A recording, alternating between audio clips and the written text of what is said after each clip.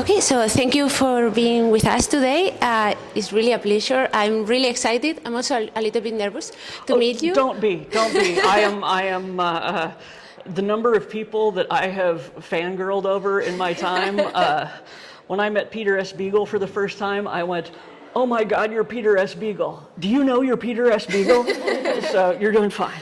Thank you so much. We're excited. So we'll introduce you just so if everyone is watching later the podcast and doesn't know you.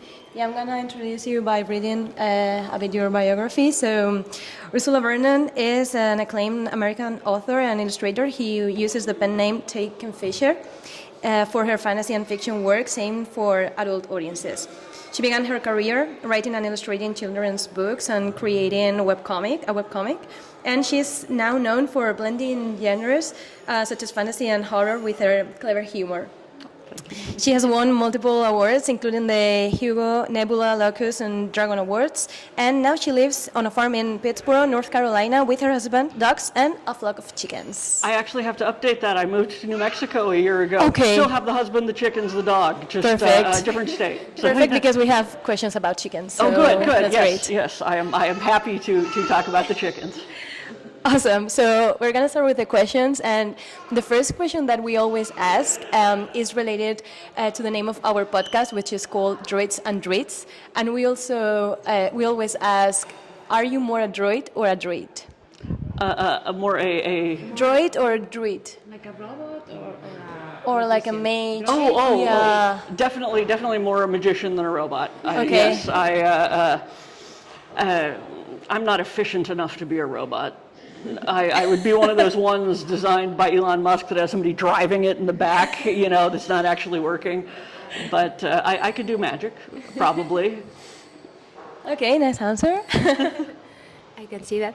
So you started out writing children's book with your name Ursula Vernon, and then you changed to fiction for adults with T.Kingfisher.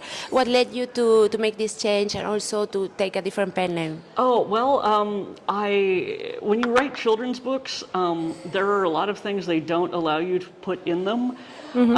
And I'm always very bad at that because I remember being a kid and I'm like, no, I would have loved to read about this. And my editor would be like, okay, but you are not allowed to solve your problems in a book with arson if it's for children. And I'm like, but burning down the house would have been the logical solution. And so after about 10 books of this, I was like, I'm going to write a book for adults, and it's going to have everything, and I will burn down anything I want, and no one will stop me. But to make sure that children did not then pick up that book, because that might be a little awkward, I picked a pen name and started actually self-publishing under that, and then T.Kingfisher wound up eventually becoming more established than Ursula Vernon, my real names, which is funny, but so. Okay. So before going to specific questions about your novels, we also wanted to ask you a bit more about how your writing has changed along or through the years since you started until now. I like to think it's gotten better. If it hasn't, no one tell me. There are definitely things that I've gotten more comfortable doing. Not to put too fine a point on it, I think my sex scenes are better. And you don't get a lot of practice with those in children's books, nor should you. And I think that writing children's books was really, really helpful in terms of pacing, because you can't, you don't have, thousands and thousands of words to just mess around and figure out what the story's about. You have to get right in there, or else the kids get bored and wander off. Mm-hmm. So I think having done that helped me a lot in my adult books and getting things moving faster, and also being able to write shorter. I've done a couple novellas, and novellas are in a weird way harder than novels, because novels you have so much space to work with, and in a novella, it's like you get maybe 40,000 words tops. And so there were occasionally times that I was in there removing individual words, or, changing I am to I'm, so that would be one less word on the word count and things. It's Great. So we're also curious about your writing routine, also because you live in a farm, and it's something maybe we love to do. We would like to go to a farm and write. So I don't know. Does the environment inspire you, or how Oh, do you do? definitely, it does. These days mostly I garden, but usually my routine is I get up in the morning. I get up late in the morning, and wander around a little bit. Wait for my ADHD meds to kick in, and then I will. Frequently, I'll wander in the garden for a little bit too, but I have to be careful because I can get, I can lose hours in there, going, oh, look, a new bug. And so I sit down, I write at least, I have to do 1,000 words a day, 5 days a week, or the system collapses, essentially. Frequently, I do more than that, but the 1,000 words is the minimum. So I will write for a couple hours, do that, handle my email. And then I will frequently go out in the garden, hang out. I will often play video games in the evenings or whatnot. Play video games, watch TV with my husband, things like that, and then get up in the morning and do it again. It's a nice life. I'm not complaining at all. Actually, since you mentioned video games, I just saw that. I think we didn't write this but I'm improvising. I saw you're publishing a book about Baldur's Gate, and we're very excited about that. Oh yes, I am doing the Astarion. I did the Astarion novel for Baldur's Gate 3, and that was very exciting because I get an email from my agent going, Wizards of the Coast, and she doesn't play video games. She's like, Wizards of the Coast wants you to write a backstory book for someone called Astarion, and I'm just screaming, yes, tell them yes, oh my God, yes. And it was a lot of fun to write because I've played D&D for years, and so all the things that I knew from decades of being a complete nerd suddenly were valuable, and occasionally I would, be writing to Wizards of the Coast who owns D&D going, okay, we don't actually have a ruling on, there's no rule about what happens in this circumstance, or there is no, explanation in canon for this thing, and either they would get me the explanation or they would come back and be like, you're right, there isn't, make it up, and it will now be canon, and I'm just, this is too much power to give one woman, oh my God. Oh, it's amazing. Can you imagine? Yeah, I'm really so excited for this novel as well. So, did you guys play Baldur's Gate 3? I have it. I'm a monk. I always play the paladin, but Okay. So, your books cover a lot of different genres, like from fairy tales, retellings, horror as well. So, we want to ask you if this is intentional, or is some. Oh, and also, like, is there any other genre that you would like to explore? It's not so much intentional as I get very easily distracted and frankly bored. So if I've just done a horror novel, I'm like, I don't need to write another horror novel. I'll go write a fantasy novel or a romance. And I'm very lucky that my publisher is willing to accommodate that and isn't like, you need 3 separate pen names for these genres. So part of it is just, I'm like, I want to do something different now. The genre that I have not tackled really that I would like is science fiction. Okay. And in fact, I am working on a science fiction novel about naked mole rats in space. And frequently if I see something done really well, I'm like, I wonder if I could do that. And I was reading a lot of Adrian Tchaikovsky. Okay. And it was like, you're amazing. I wonder if I could do something like that. Yeah. With naked mole rats, and then we wound up talking on Blue Sky. I'm like, Adrian, have you done anything with naked mole rats? I don't want to poach. He's like, no, go for it, but I'm keeping flatworms. I'm like, no, if the flatworms are yours, I'll take the naked mole rats, we're good. Wow, I love it. Actually, I love humor and comedy books, and this is something that I really love about your books. That's why I'm such a fan, because you make it possible to talk about very deep themes, but with the comedy humor approach. And so, how do you do that? Is it, I guess, No, I don't know. It's intentional, or it's just the way it's your style. It's somewhat instinctive, and I do think humor is great for that. Like Terry Pratchett, the greatest of all time, could make you want to learn about the post office and banking regulations with humor. I mean, and I'm not quite that good, but I think that, well, the easy answer is that I am a very, I make a lot of jokes, and I will start to bore myself if I'm not allowed to have any humor in it. I can keep a straight face for about the length of a short story, and then after that, I'm just like, no, we need more jokes. But the other thing is that people in terrible situations make a lot of jokes. I don't know if the TV show MASH made it over here, but it's a sitcom set in a military hospital in the Korean War, and there are horrific things going on, and it's a comedy because when you're in terrible situations like that, you make jokes. If you ever hang out with emergency room nurses or emergency first responders, they are hilarious because you gotta laugh or else you'll be curled in a corner weeping. And so I think when you're writing a book where people are in these terrible situations, where horror or whatnot, somebody's going to start making jokes. It's just how people are. Okay. Nice. So I want to ask you about What Moves the Dead. Specifically, how did you come up with the idea of doing the retelling, and also with the country of Galicia? I don't know how it's pronounced. I read it in Spanish, so to me it's Galicia. That's fine. Okay. It's not a real country, so you can call it anything you like. Well, The Fall of the House of Usher, when I was a little kid, I read a lot of Poe. I had one of those relatives who does not know anything about you except that you like to read, so they get you the big leather-bound collections for Christmas. And I was 7 years old, so the complete Edgar Allan Poe might have warped me a little, but I'm sure it's fine.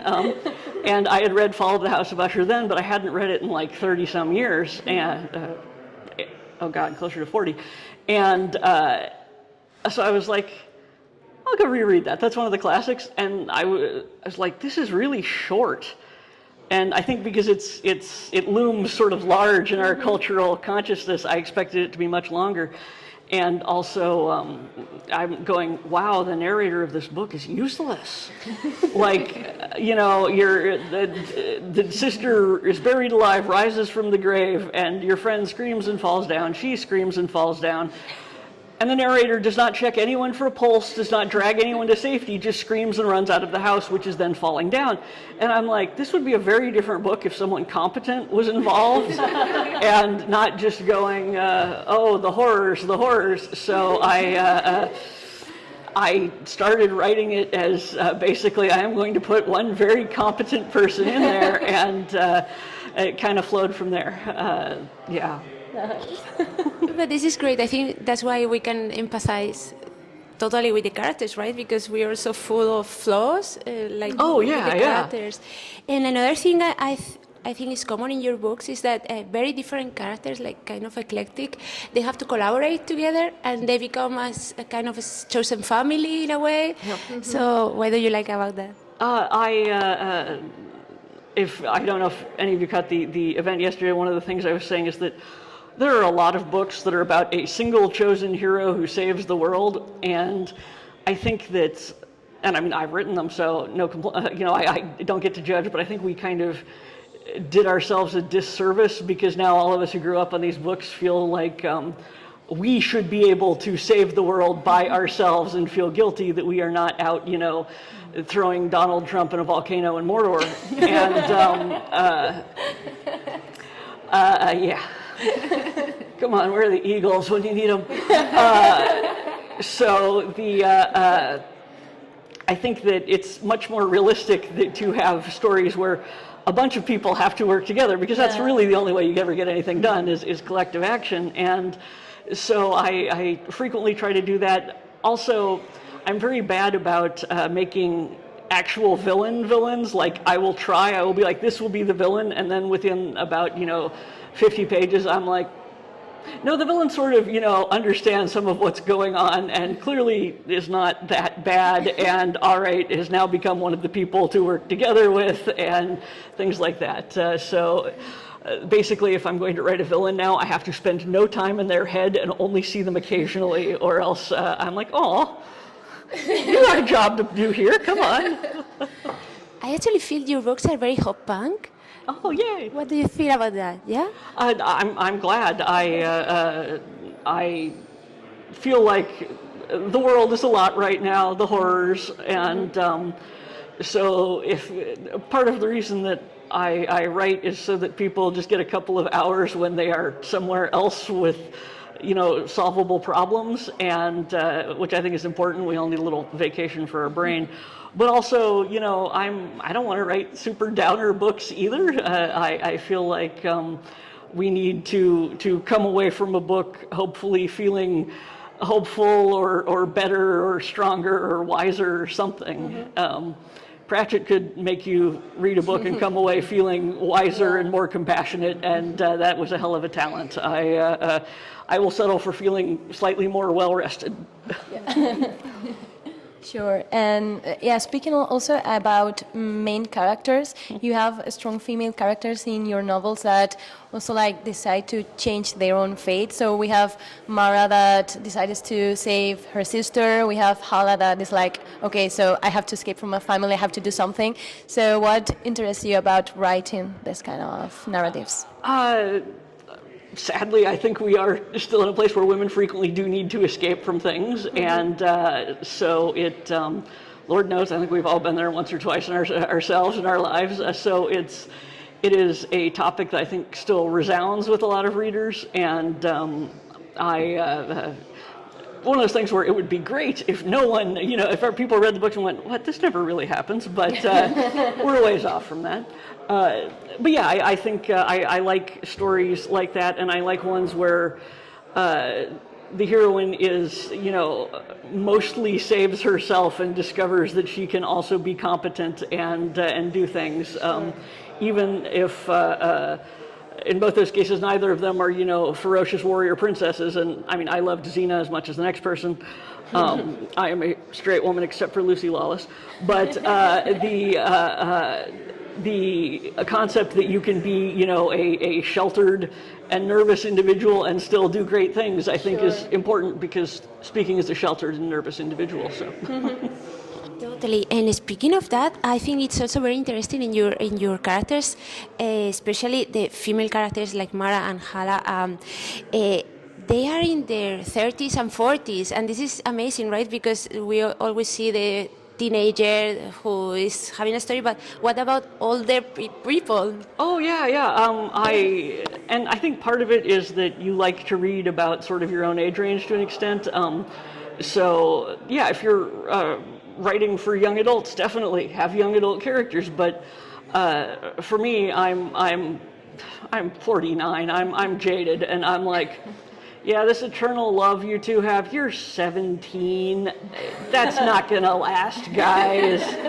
Trust me on this one. This is a starter marriage if I ever saw one. And so I like the idea that older women can, be heroes and find love and whatnot. And I also sort of like the sentiment where they're not so much, we must save the world, as, oh God, someone has to save the world, and I guess it's me, fine. So. Sure. I love the character of Elizabeth Potter in What Moves the Dead, and I really like this, House of Usher plus Last of Us kind of thing. Oh yes. So I wanted to ask you specifically about this narrative of the, I don't know if it says fungus or there was this whole wave in horror. We were all writing fungus stories, and I am pretty much convinced that it's because we all read the same article in Scientific American about 2 years earlier about the cordyceps fungus that takes over ants. And then we all just started writing things, and none of us talked to each other, and the publishers were just going, why has everyone sent me a fungus book? But there were some really great ones that came out, and mine was actually fairly late.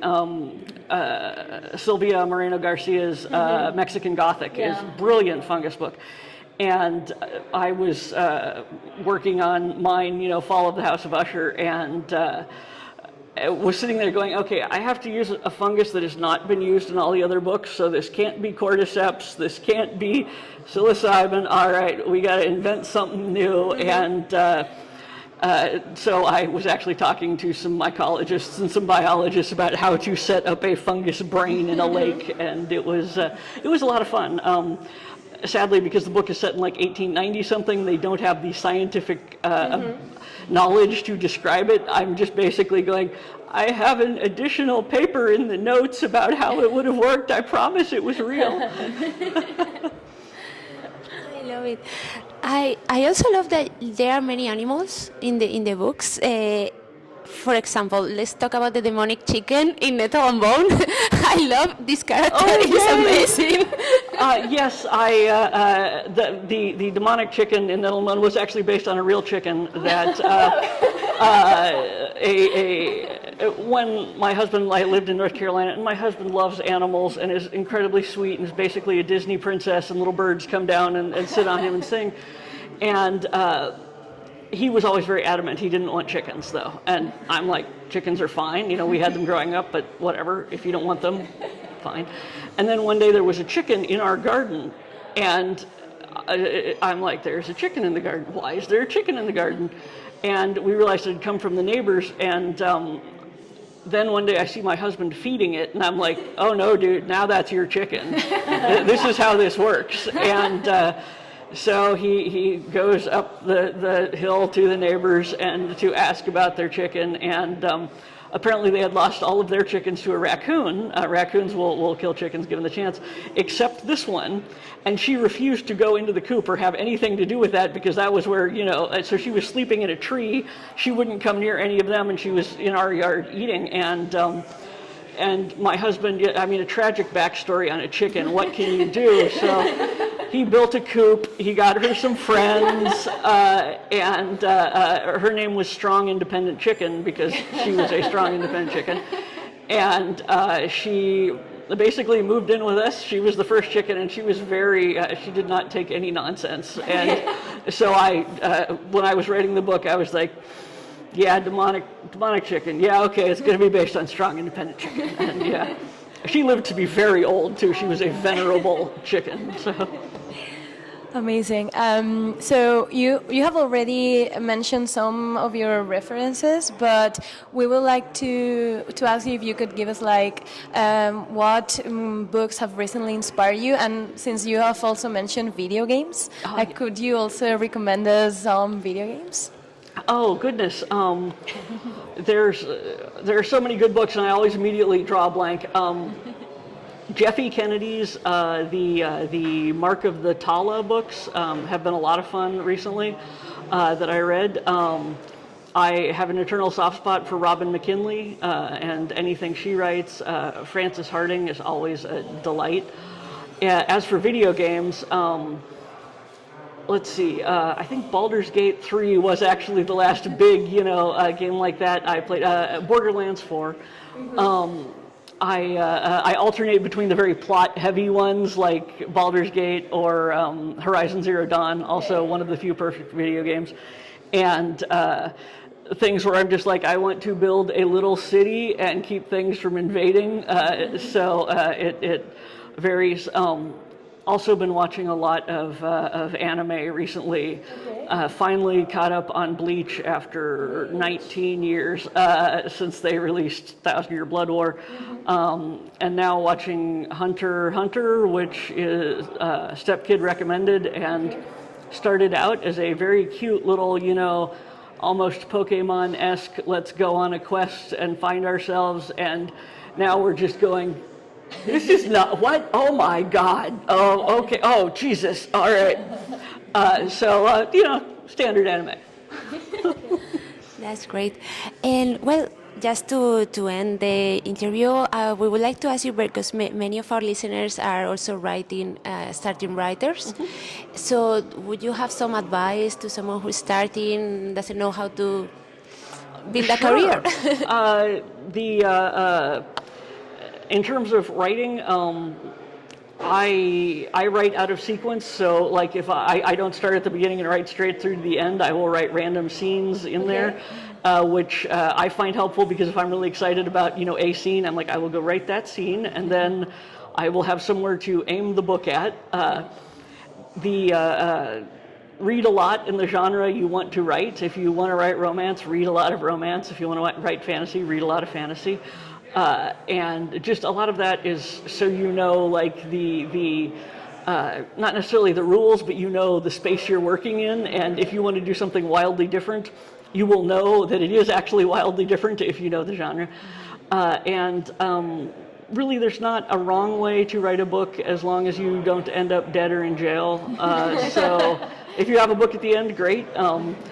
And you also tragically have to finish stuff. Like the first book you have to finish to sell to a publisher.